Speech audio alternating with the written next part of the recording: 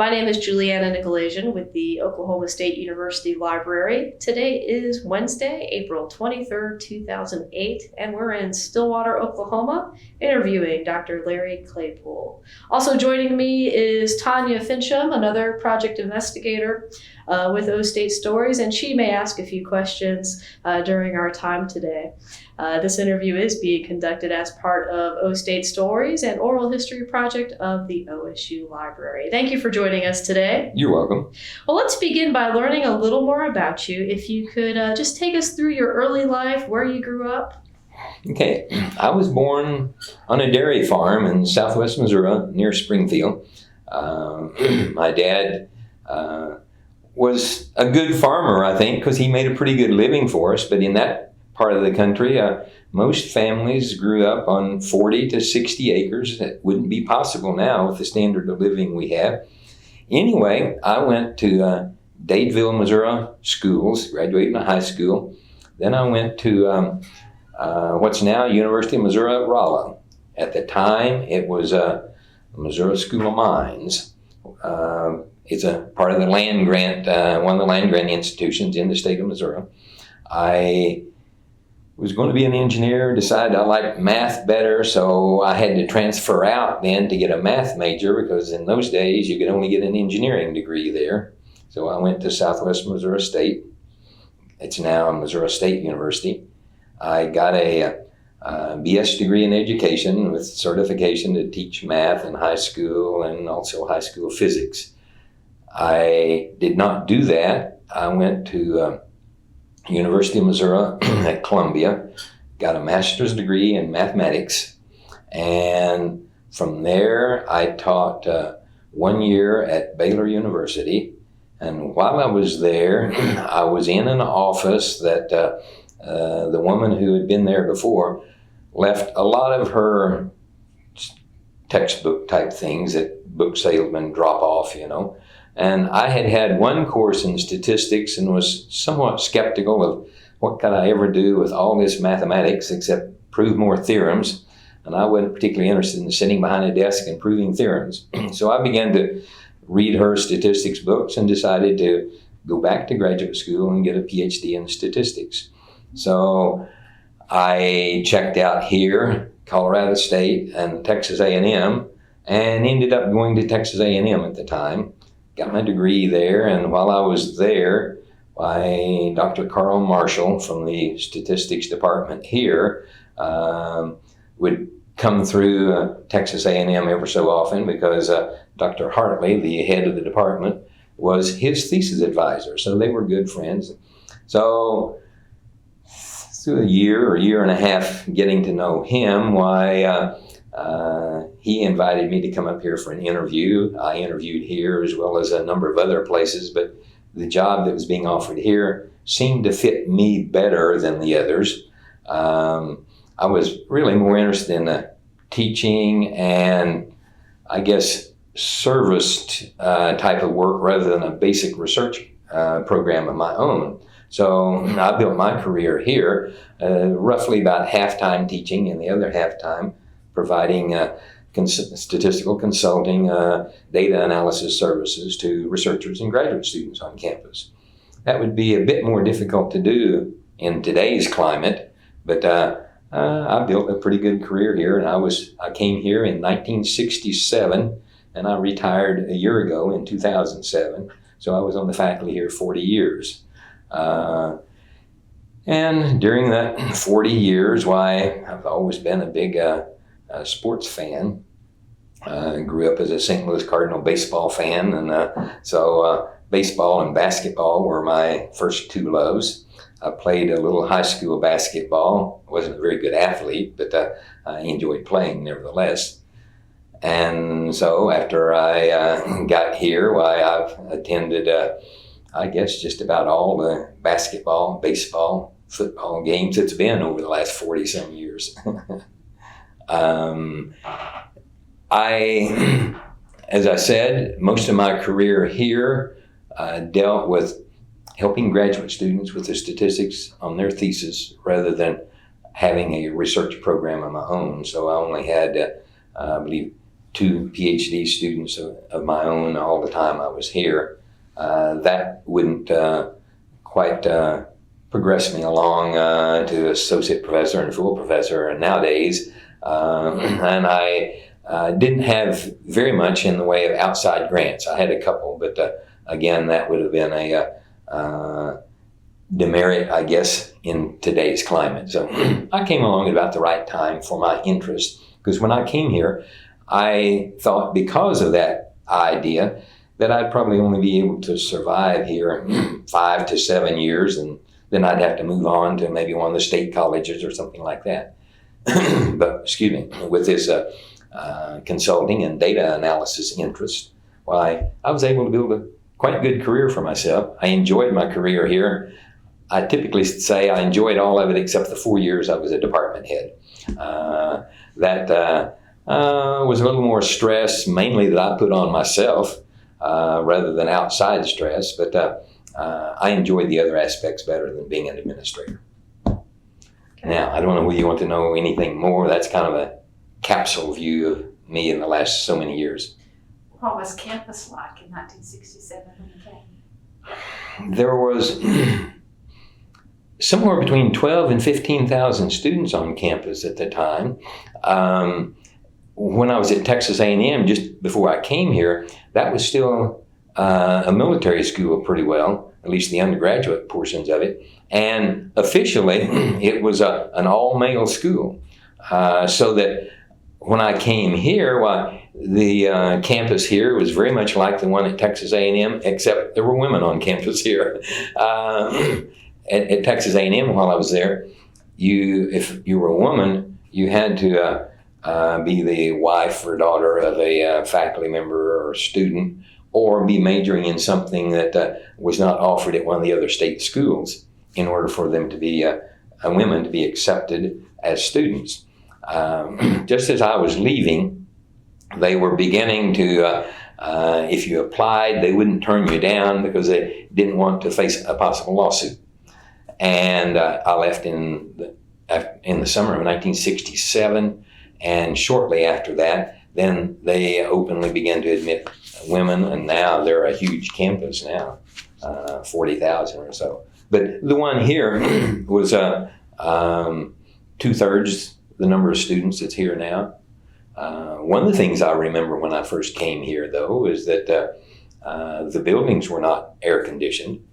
The new ones they were beginning to build were air conditioned. When I first came here, Math Sciences building was a year from being open. Life Sciences West was just maybe a semester later than that. And the end of Ag Hall out next to Monroe Street was being added at the time. And it was maybe 2 years after I got here. But all three of those were air conditioned, and they began to add air conditioning to the older buildings on campus also.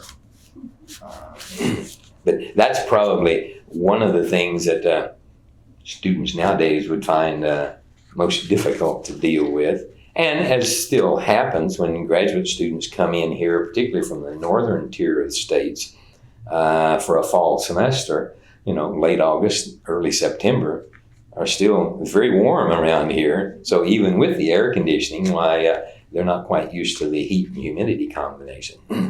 But as far as campus itself, in the middle to late 60s, we had some of the unrest here on campus dealing with the integration type thing.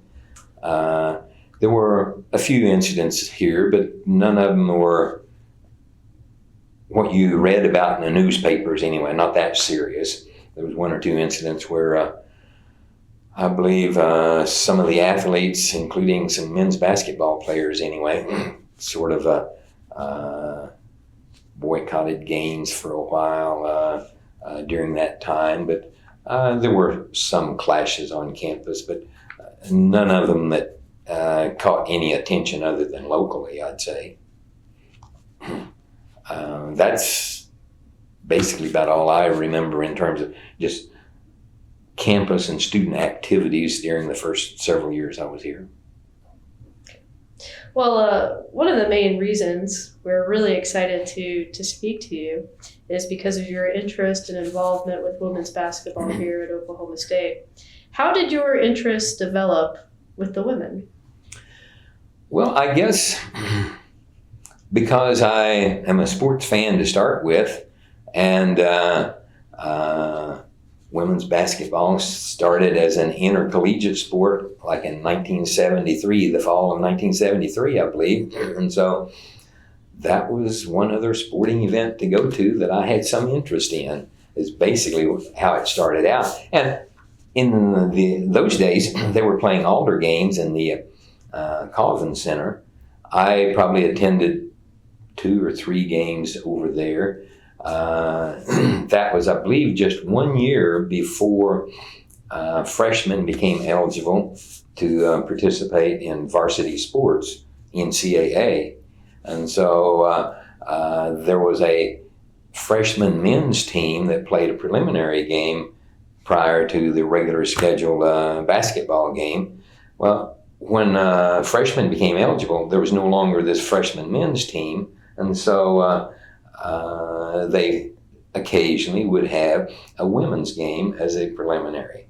So that began to spark my interest in that team as well. I, like I said, seen them play 2 or 3 games previously, but as they began to play a preliminary game, well, then I got more familiar with the girls that were playing and this sort of thing.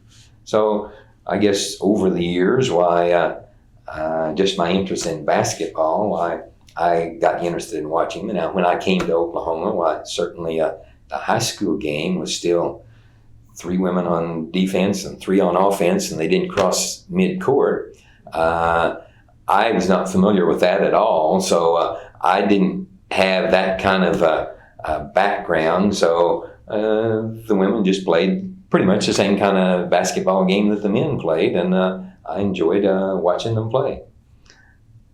What was the attendance like back in those early days at the Colvin Center? Oh, at the Colvin Center, there'd be some parents there, and there'd be, I don't know how many you'd say, maybe as many as 10 or 15 fans there that weren't, in some sense, working the game, you know. I have been to a couple of games over Christmas holidays when the women would play over in Gallagher Hall, and maybe me and Ada Van Whitley were possibly the only 2 fans there that weren't working the game in some capacity, you know. So in the early days, in fact, probably until, at least the late 80s here, there weren't very many people there as fans other than maybe some parents.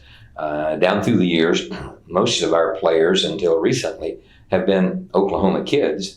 And so parents, for the most part, didn't live too far away, and they attended a lot of the games. That was probably a lot of the fan base for many years. Well, let's talk a little bit about the early coaches of cowgirl basketball. Okay, to start with, women's basketball here was a club sport. And I don't know a whole lot of the details there. I've done some reading back when I was putting together a record book and this sort of thing. But it turned out that I believe sometimes 4 or 6 schools in the state would maybe get together on a weekend and have a little tournament type thing. And there was a state tournament sometime late in the season where the junior colleges and what then was called teachers' colleges, directional schools in the state, OU and OSU, would get together, so many of those teams, and have a, quote, state tournament, unquote. Ada Van Whitley was, my understanding, the coach during all or most of those years that women's basketball was a club sport. And I believe it was 1973-74 school year when they became an intercollegiate sport.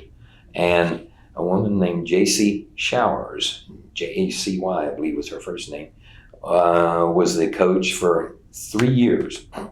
And then in, I believe, 76, 77, I believe that's right, Brenda Johnson was coach 1 year. And then Judy Boofer came in and was here 77 through 83 for 6 years, I believe. And then in 83, Dick Halderman came in. He came in with a record of having won some national junior college tournaments. And he had an outstanding record, 1-loss record in his junior college teams, and brought Jack Easley in as an assistant coach. And the two of them were here for, I believe it was 19 years through 2002, maybe. And then for 3 years, we had Julie Goodenough, who also had a outstanding record at a small school in Texas. I've forgotten specifically which one it was, but it was I believe an NAI school. And she was here for 3 years, and then now Coach Budke, Kirk Budke, has been here 2005 to 2008. And of course, this year was a super year for him. But that's sort of a rundown of the coaches that were here. Back in the early years, I don't know anything about the tenure of these coaches. I don't know anything. I know it wasn't too unusual in those days for a head coach, particularly of a women's sport, to maybe also be a graduate student at the institution. We had one incident here, at least a volleyball coach who was a graduate student here, Joanne Rutherford, was a volleyball coach somewhere in that middle 70s era. And she then went on to the University of Missouri and became head women's basketball coach and had a very outstanding career as women's basketball coach. Another one that started out as a graduate assistant, a name that's well known, is Pat Summitt, University of Tennessee. I believe her first 2 years there, maybe, that was maybe in effect her graduate assistantship or something. She was head coach though. So in those days, it wasn't that unusual, but I don't know whether J.C. Showers and Brenda Johnson, whether that was their job as being head coach, or if one of them maybe was a graduate student at the same time. I don't know that. Okay. Now, during those early years in the AIAW, where did the team play? They played both in the Collins Center and in Gallagher Hall. Let's see, AIAW went through the 81-82 year, I believe. Starting 82-83 was the beginning of NCAA for women's sports. And so I am of the opinion, I don't know this for sure, probably the first 2 years anyway, maybe more than that, they played almost all their games in the Collins Center. Starting in the fall of 74, they began to play a preliminary game in Gallagher Hall, and then it was Gallagher Hall then rather than Gallagher Iva. And then they began to occasionally play as the only event there. And I don't remember just which year that would have been. I know they were probably playing as the only event there during the first 3 years anyway, because I remember seeing J.C. Showers there in some coaching in some games when that was the only event of the day, of the evening. And probably one of the things you're interested in is early on when they'd play as the only event in Gallagher Hall, with about 2 minutes or so left in the game, the person on the loudspeaker would have everybody pick up their Coke cups, their popcorn boxes, put them in the trash, because when the girls dressed after the game, they had to clean out sweep out the floor. So, of course, here recently when they had an alumni function, something like that was mentioned by 2 or 3 different ones of the girls, women I guess now, that were back for that alumni function. The girls that are playing now don't have to sweep out the floor anymore. So, that's something of an indication of the way women's basketball has maybe risen in stature, come to the front. Of course, pretty much the same thing all across campus, different departments on campus. For example, the one I'm in, when I first came here, there was no women faculty members at all, very few women graduate students. And now, over half of our faculty is female. So, as you're quite well aware, that's sort of the evolution of the woman as a person, I guess you'd say, over the years. It's not such a male-dominated society anymore, which is a good thing. Did the boys have to clean up the gym after their games? No. No, they didn't have to. Or at least if they did, I'm not aware of it. There was never any caution that you should pick up your disposables anyway, just at a women's game. What was the attendance like once the women moved over to Gallagher? Did it improve? Was there a buzz on campus? Did people start? No, I don't think so. It was a sort of a thing that, unless you specifically had an interest in it or something, no, I don't remember there being much of a buzz at all on campus for women's basketball.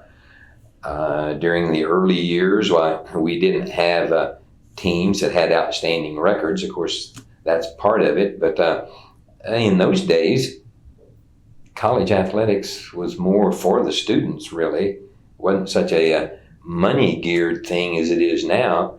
But once you got past men's basketball and football and wrestling here, the other sports suffered attendance-wise, all right.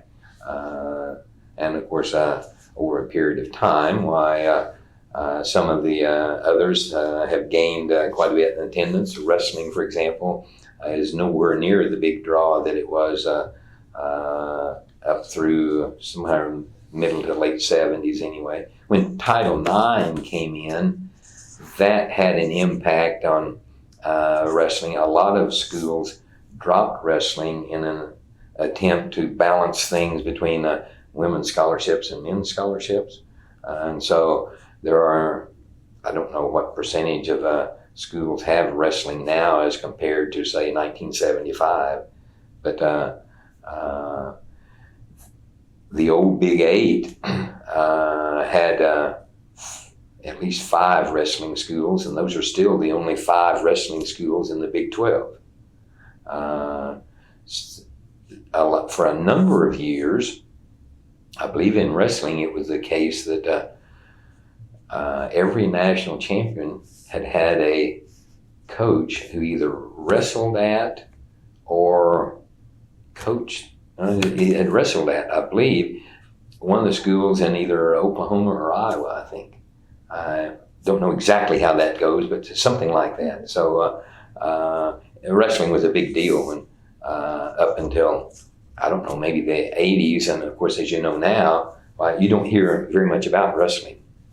So women's basketball was something that it was definitely considered a minor sport. There wasn't a very big influx of new fans when they started playing in Gallagher Hall. There were more than, most of the time, there were more than was over in the Colvin Center. But not that many, no. And I don't know how long it was before they probably had an attendance of 100 fans. It was probably several years before they ever got to the 100 mark, is my guess. Did they have cheerleaders? No, don't think so. I don't remember them. Now, of course, when they played as a preliminary game, probably at least the second half, the cheerleaders showed up. But I don't specifically remember cheerleaders when they were the only event there. What about uniforms? Well, their uniforms were, in many ways, pretty much the same as they are now, except both men's and women's uniforms had briefer shorts. They weren't didn't come all the way to the knees type of thing. So they were more, I guess you'd say, fitted type uniforms than you see now. It wasn't as baggy as they are now. Went through a period of time, I believe when Judy Buffer was here, when they had some wild looking uniforms, I'll say. They had different shades of orange and maybe some black stripes that went horizontally around the body, kind of patterned after the Houston Astros baseball teams had a similar type thing, and that's what the first impression was when they showed up with those striped uniforms. And I believe those were, I don't know how many years they had those, probably 3 to 5 years. At least the first year, I think Dick Halderman was here. We still had those striped uniforms. But yeah, they were different, all right. But other than those stripes, why the uniforms, they weren't anything like the dress type uniforms you see for women's basketball, certainly back in the 20s and the 30s type thing. No, they were more just a jersey with fitted shorts, I'll say it that way. You mentioned earlier that back then it was really more about the student. At what point did athletic scholarships start to enter the equation within women's basketball? Don't know exactly what year. It would had to have been possibly 76 or so, the fall semester. I believe it's the case that Donna Ridling was the first woman to receive any sort of scholarship help as a female athlete on this campus. There are a total of 3 women that I know and have talked to who claim to be the first, and I think they're all correct with a technicality. Donna is one of them, and then Sharon Voskel, who overlapped with Donna in those years, and I suspect that she may have been the first freshman to come in with any athletic assistance at all, freshman female.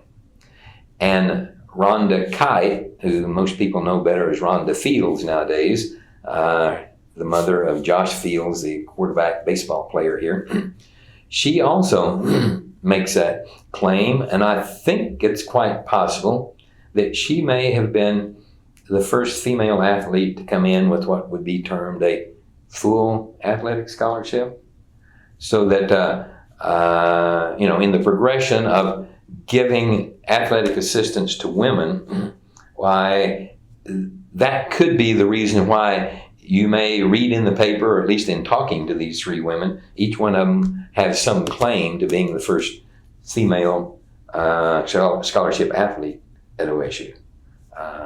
I do know, in talking with Ada Van Whitley and some information that she has from the coach Judy Buffer, why I think it's pretty well safe to say that Donna Ridling was the first one to receive athletic assistance. Now, there's a 4th woman that enters into that equation, a woman named Terry Reese, that could have been about the same time that Donna received the first assistance, why Terry could have also. Because these 4 women I've just named at one time were 1, 2, 3, 4 on the all-time scoring list here too.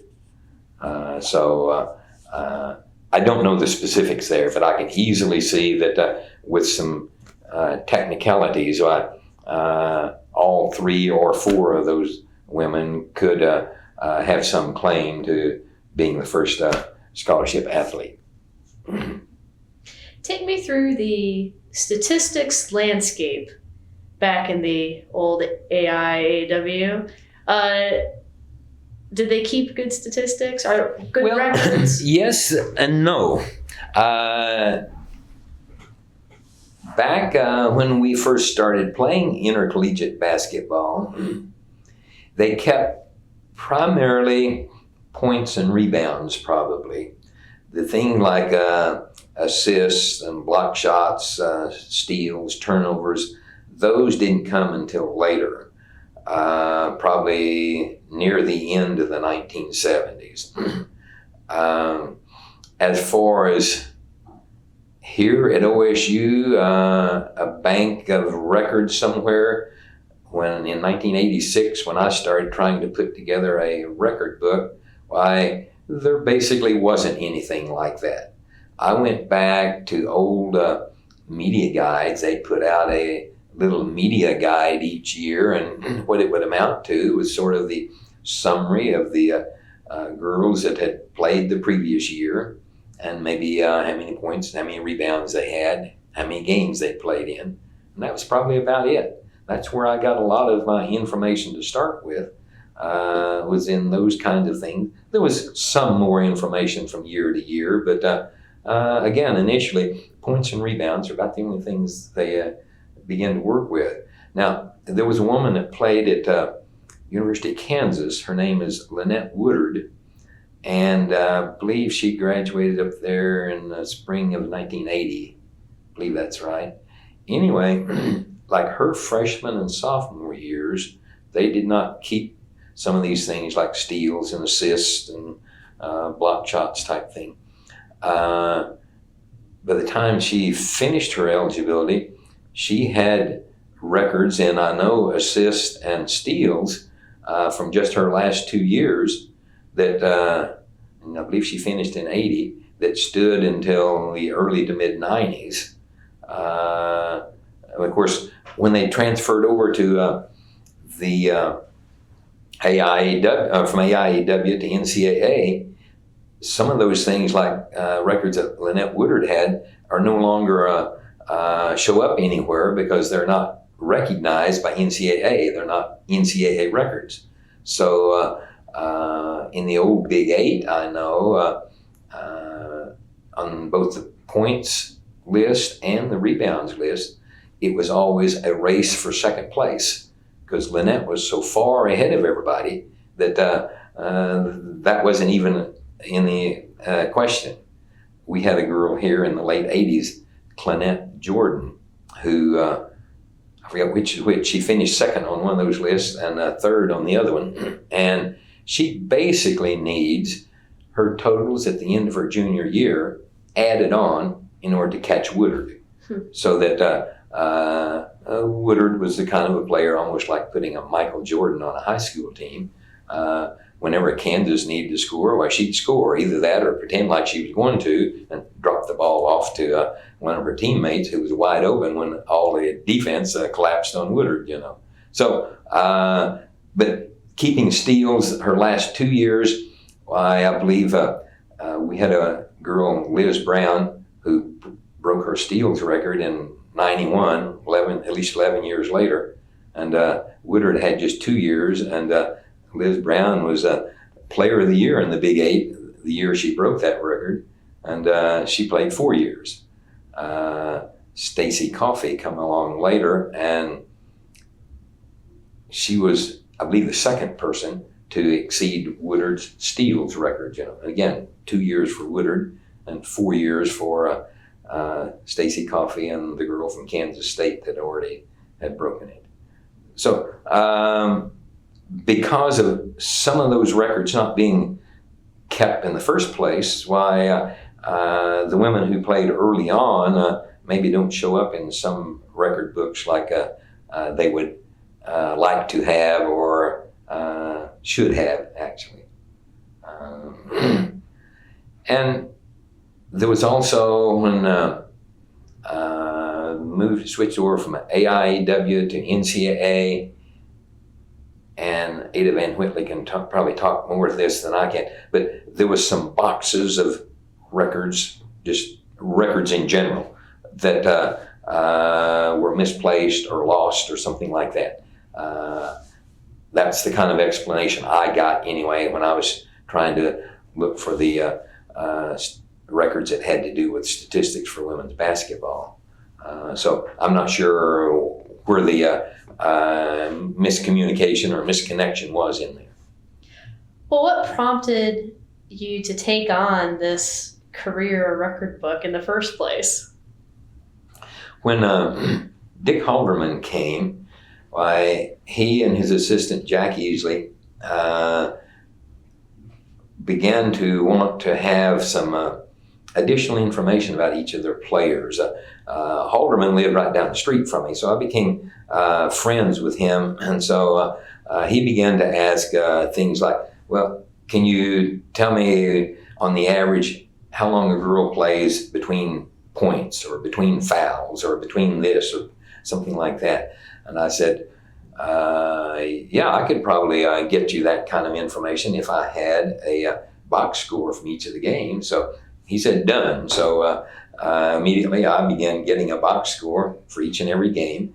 And so I started doing some things like that, just taking the summary for each girl up to this point in the season. And she played so many minutes, scored so many points. So on the average, how many minutes between points, type of thing. And then from that, I guess my interest, as much as theirs, I began to, I remember Donna Ridling had this great career, and we were asking questions about maybe how many people had scored 1,000 points here when they arrived. Well, it turned out that only Donna Ridling and Rhonda Kite Fields had scored 1,000 points when, by 1980 anyway. And there was one other one, Charmaine Johnson, that got in there in about 82 before Halderman arrived. So it was just an interest of mine, I guess, that kind of spurred me to try to develop a record book. And the first one or two editions of that, I think I have to go back and look, probably had things dealing with points and rebounds and maybe steals and assists, and that was about it to start with. But in the process of trying to find information, there was this matter of just boxes of records for women playing club sports and intercollegiate sports that was missing, that had some of the information I needed. There was also the year that Brenda Johnson was here. There wasn't apparently any records kept. I ended up talking to at least 8 of the girls who played that year, talked to them on the phone. And none of them had a page of statistics for the team on that year. There was, and in our record book listings, there's a heading on some of the things that says there's essentially no records for the 1976, 1977 yearbook. In fact, on the point scoring, I have, at the top of that, 76, 77 records for Reese, Ridling, and Voskuhl only. That was those 3 totals for that year. They were the highest scorers, and some reason or other, there was total number of points for those 3 girls. And that's basically all the statistics we had for that one year, with one exception. Tom Dorado, who worked on the radio and that sort of thing with sports here for a number of years. Back in those years, he was writing for, I believe it was Oklahoma Journal was the name of that newspaper down there. And so every once in a while, he would have a story on a cowgirl basketball game that would indicate somebody got so many rebounds and this sort of thing. So I went through his stories that year and pieced together some rebound information from them for some of those kids that played that one year. But otherwise, no one seemed to have anything in the way of statistics that one year. After that, though, there was a pretty good summary, at least for the entire year, that may have included how many field goals they made out of so many shots, how many free throws they made out of so many shots, so that after that 77 year, when Judy Buffer came, we began to get information that was pretty easy to go back and put in a database for record book purposes. But that one year, there's virtually no information of a record nature there, and the girls didn't have any either. I found that unusual because my experience had been, even with high school teams, at the end of the season, there was some sort of a summary, but there wasn't that one year. There's not a lot of information about her either in that whole year. No, I hesitate to say this. I did talk to her on the phone when I was trying to gather information, and just suffice to say, she wasn't interested in talking to me. So I don't know what the situation was her 1 year and when she left. But no, no one seems to see at that time. I was only about 10 years, less than 10 years removed from when she was here. So that there just didn't seem to be much said about her. Mm-hmm. Well, do you think other teams were thinking about statistics the same way Coach Halterman was to analyze it at that time?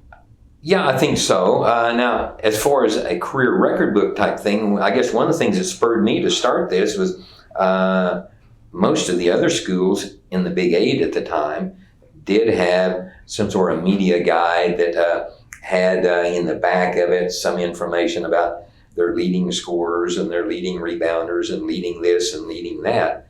And we basically didn't.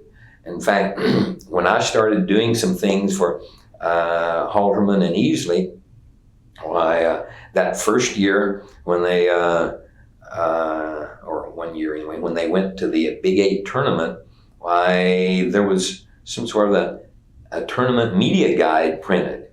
Well, there was a student who worked part-time over in athletics that got assigned to women's basketball in those days.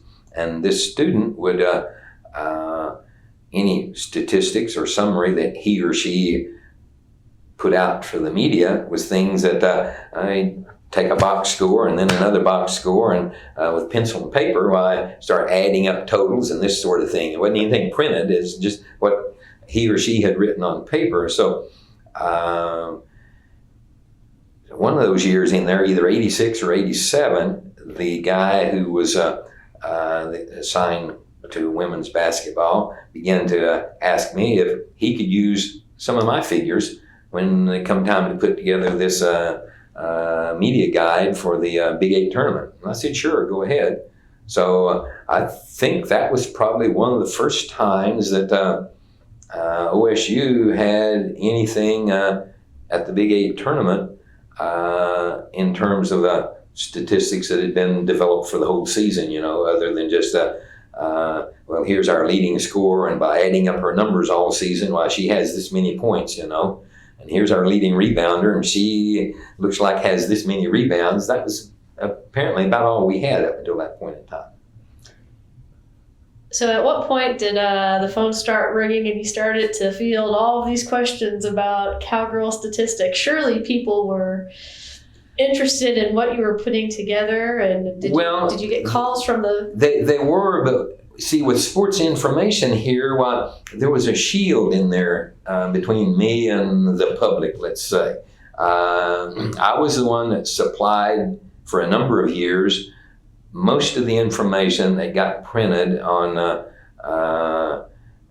statistics nature for cowgirl basketball. And in the late 80s, when Clynette Jordan was moving up the charts and closing in on second place for both points and rebounds, then the Big 8 office would call sports information over here and ask for this or that bit of information on Clynette Jordan. And invariably, they'd get the statement, well, we'll have to check on that and we'll get back to you. So somewhere in all of this, there were 2 or 3 people in the Big 8 office that I had talked to on the phone in terms of clarification of certain things that initially maybe looked like discrepancies, and got explanations for them. And so they were aware of my name. And so one incident did occur where a fella called down here to Sports Information wanting some information on Clynette Jordan. And they said, we'll have to check on that. So the guy said, why don't you just give me Larry Claypool's number and I'll call him directly.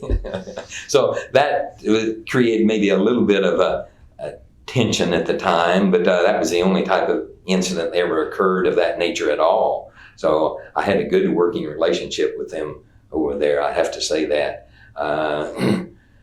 So for the most part, I did not feel that kind of information. Now, Tony Holt, one of the Holt brothers here in town with the News Press, why I became good friends with him, and so he would call me every once in a while and talk to me in terms of maybe a story he was going to write or something like that. But other than that, why I was pretty well shielded from the public.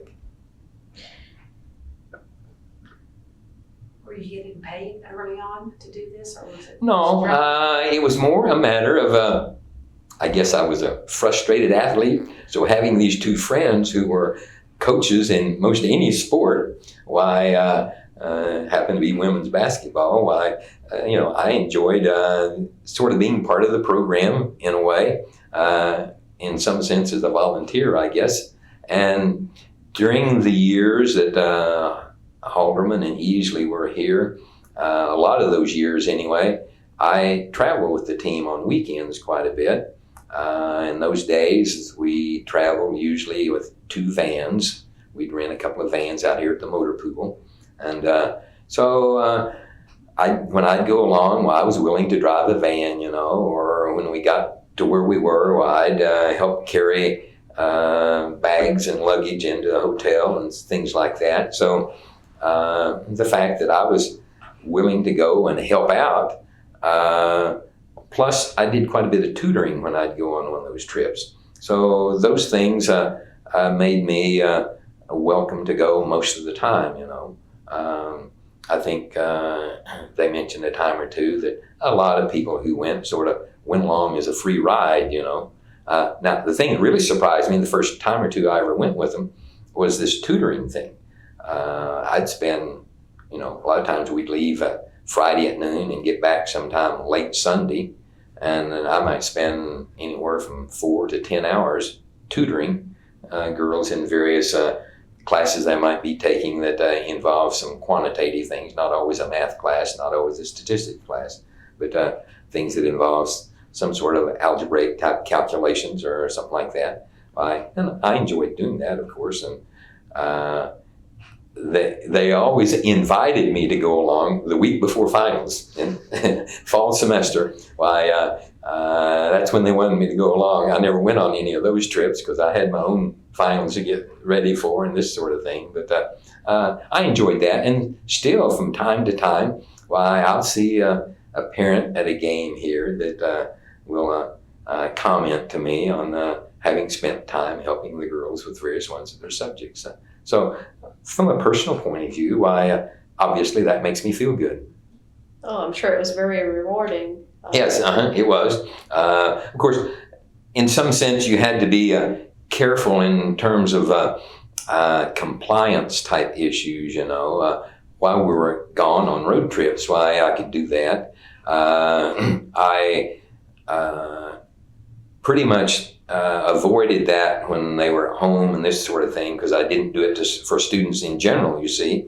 So I couldn't pick out just the female women's basketball players and tutor them, because that would get into compliance issues. But apparently there was no problem when I did it on road trips. What are some of the more interesting experiences you remember from your days on the road? Well, let's see. I guess one of the most interesting ones was when we went to Las Vegas to a tournament between Christmas and New Year's. And this would have been 1988, Christmas of 1988, I believe it was.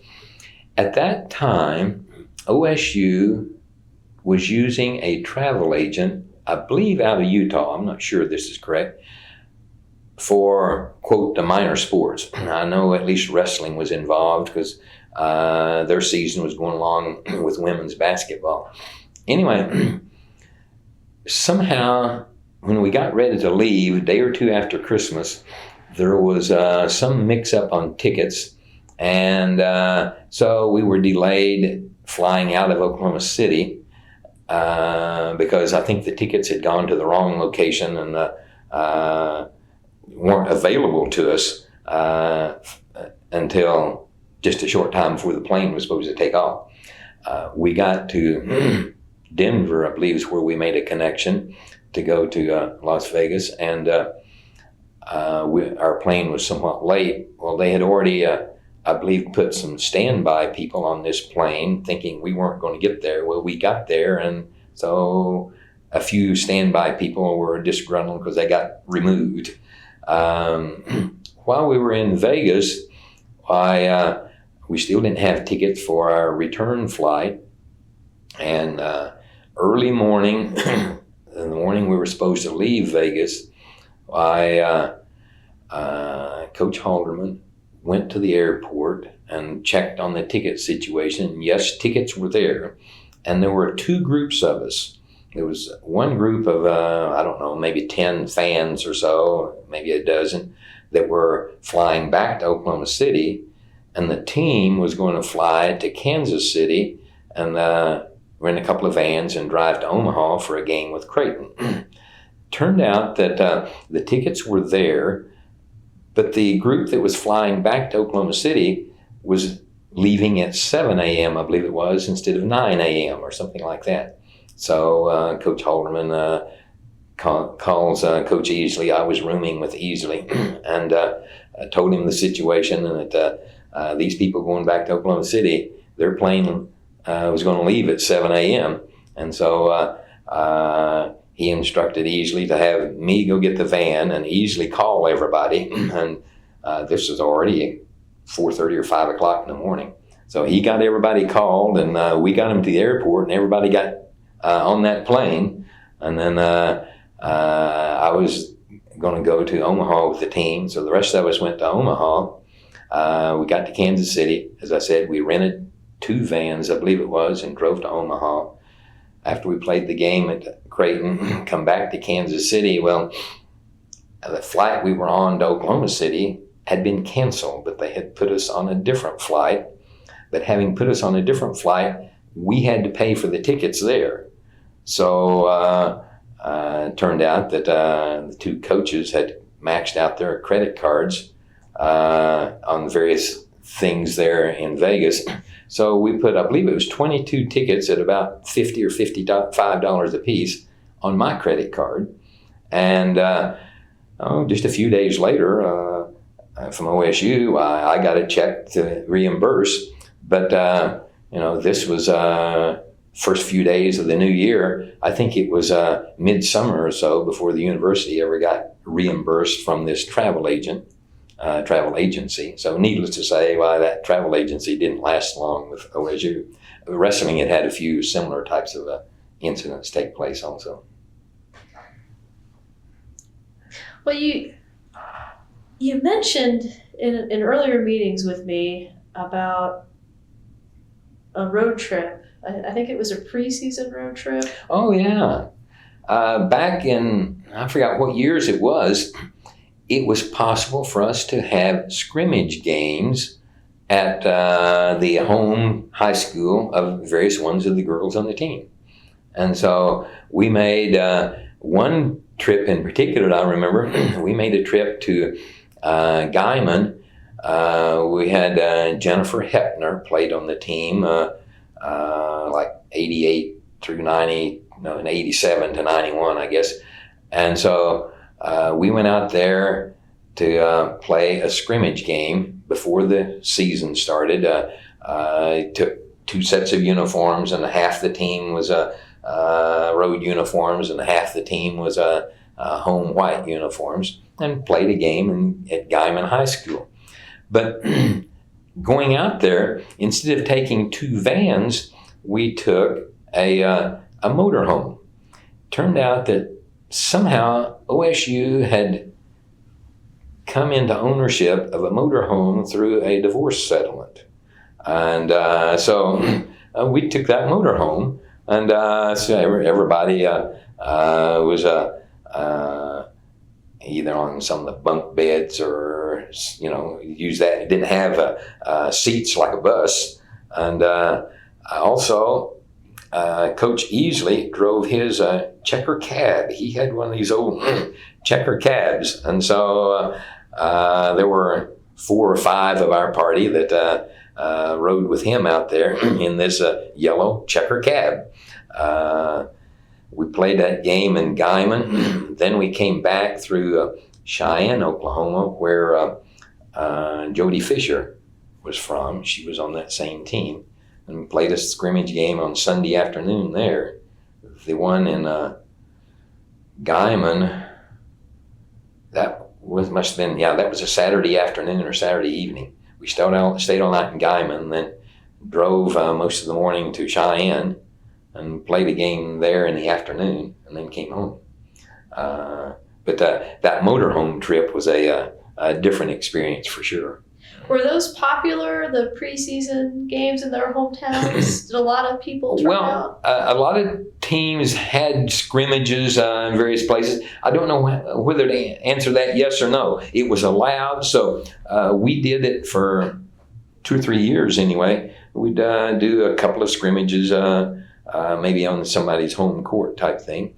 I remember we went one year down south toward Hugo. We had a girl on the team, Althea Cox. It was from Grant, Oklahoma, between Hugo and the state line. And we had also signed a girl early from Yuba, Oklahoma. Yuba is in one of the little U-shaped crooks of the Red River down there, I believe somewhere east of Ardmore, between Ardmore and Hugo somewhere. Anyhow, Yuba was a place, as I recall, that had a service station. That was all there was in town. I'm not sure they even had a post office. They had this service station, and I think it was the building for that service station was a mobile home, I believe, as I recall. And then there was this high school out in the country there. We played scrimmage games at at least 3 high schools like that were just kind of out in the middle of nowhere, no town along with them. And I think a lot of those probably were schools that had cropped up during the oil days. Okay. All right, this is tape 2 with Larry Claypool. And I'd like to just go back a little bit and continue on with our conversation about the preseason scrimmage games. Okay.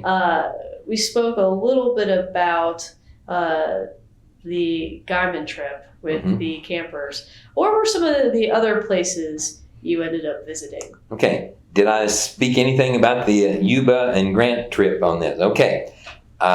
We went to Grant, Oklahoma one year. Althea Cox was on the team, and she came from Grant. That's a little town south of Hugo, between Hugo and the Red River down there. And somewhere back west of there, along the Red River, is a little community of Yuba, Y-U-B-A. We had signed a girl there, Lori Haygood, I believe was her name. She was still a senior in high school. And we played a scrimmage game there on this trip to Grant. Yuba, I don't remember that as really being a town. There was a high school there, and I remember a gas station. You wouldn't call it a service station because I think they just pumped gas, and the building, I believe, may have been something like a mobile home.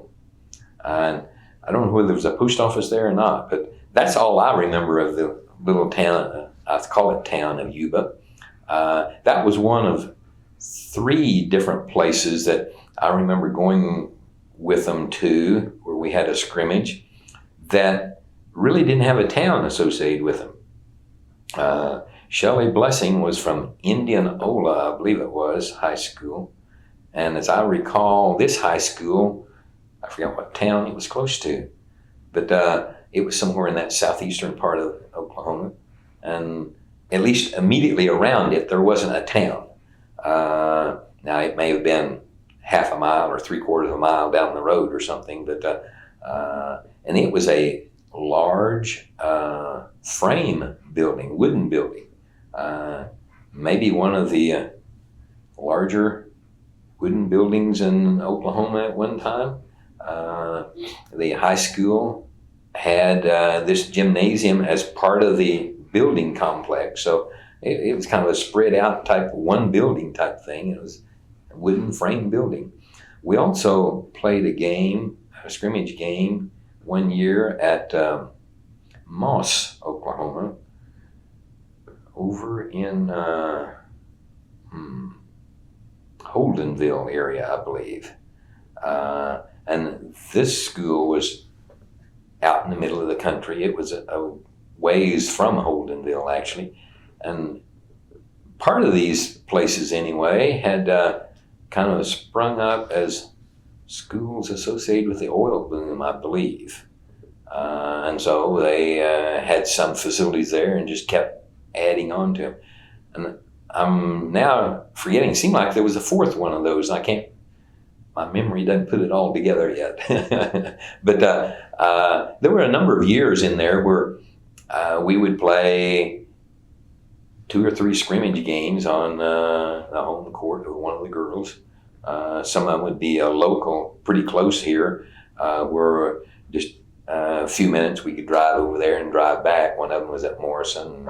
One of them was at Cashin, I believe it was, down here southwest of Stillwater.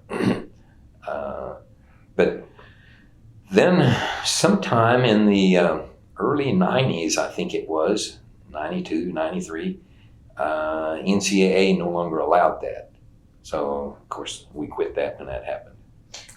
Did the girls really enjoy it? Was it like a homecoming? Yes, it was. And, of course, they introduced the players. They'd introduce, say, the black team and introduce the white team. And the white team was always included the local girl. And, of course, the local girl was probably the last one introduced, and there was a big round of applause for her, type of thing. So, it was a big deal for the individual girls. Anything unique about the courts? There was particularly this one at Yuba, if I'm remembering correctly, when you walk in, it was raised up maybe knee high, something. You could walk, I believe you could walk all the way around that court. The seating was to the side, and there was a rail down there, and I think there was just a walkway between this rail and the court. And the court was maybe knee high or something like that. That's the only one of them that I remember that sort of brought back the days when I was in high school and we played on courts that sometimes wasn't hardly room to put a court in that room or building, But this was like a community building, community center, that I guess been redone or something like that. I don't remember all the details, but something about when you'd walk in, that court was higher than the level where you walked in anyway. What about in Morrison? Oh, Morrison it was unique in that it had a carpeted floor. And I assume it was maybe concrete underneath. It could have been wooden floor. But they had this red carpet with black stripes for out of bounds and circles and various things like that. And I don't remember all the details, but the one thing I do remember is when, of course, they bounced the ball going up and down the court. Why, you had the usual sound reduction that you would imagine in bouncing a ball on a carpeted floor, It was just sit there and watch the game. The noise was a totally different experience than you'd think of on a hardwood floor, That's, I believe, the only one of those kind of courts I ever saw. I'm assuming most of these were not air conditioned either in those days. Well, but by the time we're talking about here, probably most of them were. Now, earlier on, they probably had not been. See, those days when we were playing these scrimmage games were probably 87 to 92 type of vintage. So most of those were, they were air conditioned at the time, but some of those older courts, like the older Morrison court, probably was not. Now, when Gallagher-Iba was renovated somewhere during that period, Morrison had built a new gym, and I believe the Cowgirls did some of their practicing up there on that court. It's 10 or 12 miles north of us here, and they did some practicing there, and I think some out here at the high school here in Stillwater. I believe we played at least one of our games at the Stillwater High School. I forgot who that was. We played one year early in the season as they were getting ready to open Gallagher Hall back up. It seems that with these preseason games occurring in different parts of Oklahoma, was the team pretty much all Oklahoman? Yeah, most of the years through there, I would say there was maybe as many as 2 to 4 girls that were non-Oklahoma girls. We go, particularly I remember going to Denton one time with them to play North Texas State, and probably at least half of the team was from the southern part of Oklahoma, and a couple of girls from the Dallas area that year. And I'd say over half the team had parents there at that North Texas State game. It's closer for them to go to Denton than it was to come to Stillwater. And when Halderman and Easley first came here, Halderman brought his 2 stars from his junior college team.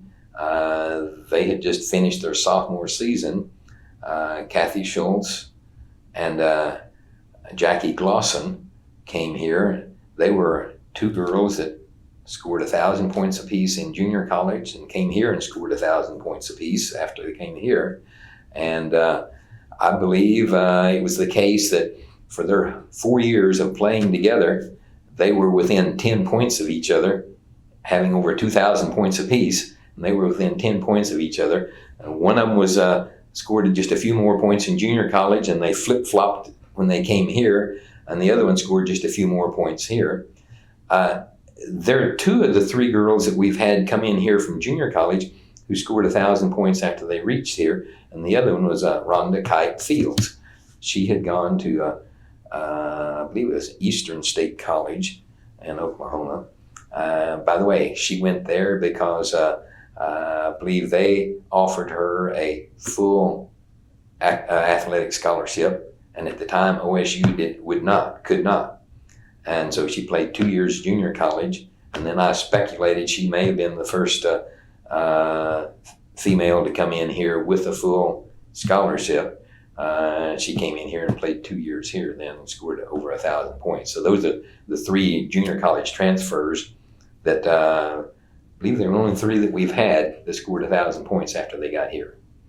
And we've had a lot of other junior college transfers, but none of them scored 1,000 points after they got here. And all 3 of those had scored 1,000 points in junior college too.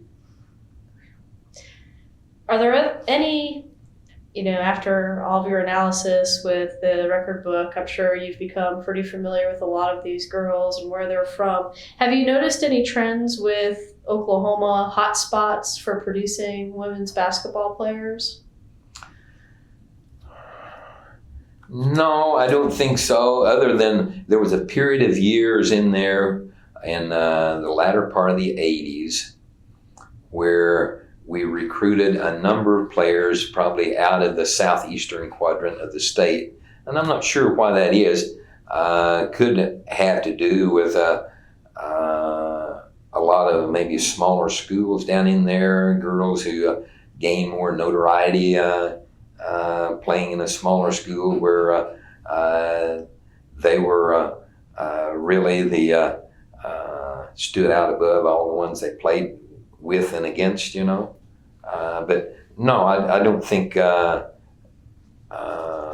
would say there was a hot spot other than that southeastern quadrant. For a number of years, we did have a number of players that come out of southeastern Oklahoma.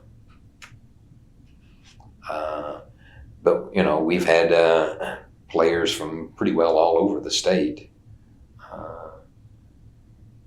We have 3 women who were assistant coaches here after they finished their careers. One of them was Ray Ripito. Her last name is Blair now. She is now a head women's coach at University of Texas at San Antonio. She was an assistant coach here for a while. And Clynette Jordan was an assistant coach for a couple of years. Clynette got her bachelor's degree in 4 years, and then stayed on a couple of years and got a master's degree. And so she was an assistant coach while she was here as a master's degree. And Jennifer Hepner also spent, I believe it was 2 years here as an assistant coach. Those are the only ones that I believe spent time as an assistant coach after they played here. I can't think of any others that did. And then Rhonda Kite Fields coached girls basketball out here at the high school. I'm sure there's others that I'm not remembering that have coached high school girls basketball, but she was most recently here at Stillwater and just moved to Jenks for the past season. So she's a name that comes to mind. Did they live in a dorm together like the men? Yeah, they lived over the years in different ones of the dorms on campus, but they lived kind of in the same general section. And then there was a period of time when a number of them lived off campus also. There'd be 2 or 3 or 4 of them live in an apartment together type thing. When you were traveling to these faraway places, what did you do for food during those the early days? Well, a lot of times we'd stop at a place that had a buffet type thing to kind of accommodate the different tastes and wishes of people. If you drive into a fast food place, for example, without any advance warning, why they usually have trouble getting us all served at one time, you know. Now, a lot of times, though, like on a Sunday afternoon, we might play a Sunday afternoon game somewhere, and before the game was over, whoever the student manager was would call maybe a pizza place or some other place and order ahead for so many pizzas or so many hamburgers or whatever, you know. And that would, and we just pick it up on our way out of town type of thing. But when we go like to these scrimmage games, at least 2 or maybe 3 times, 2 times at least, we stayed overnight. Why, one time when we went to Guyman, why, some of the local people there had essentially a party for us after the game. And that was our meal situation, you know. That was the only time I can remember that happening. Other times, we'd stop at some restaurant type place, and usually it was something of a buffet type thing. Not a McDonald's. Well, sometimes we'd stop at a place like McDonald's. Can't remember ever stopping in a upscale restaurant, let's say. And of course, when they go on trips to tournaments and this sort of thing, why the team would eat as a group wherever they ate, and of course the coach picked up the tab from the university type of thing, you know. And when I'd go on those trips, why basically I'd keep a log of the things that maybe had gotten paid through the university and donate back to the whatever fund it was, I'd donate back to. Yeah, so basically through those years, I paid my way, I think, virtually every time I ever went anywhere. So it wasn't a matter of me getting a free load out of something like that. I was just thinking in Yuba, Oklahoma, there might not have been too many choices. Yeah, that's right. Some places there weren't very many choices, like in Yuba. Do you have any more questions? Okay. Do you have anything else you'd like to say on anything we've talked about so far? I don't think of it now. Whenever we turn off the camera. And when we turn off the camera, well, all sorts of things may come to mind for all three of us. All right. Well, thank you very much for your time. Oh, you are quite welcome.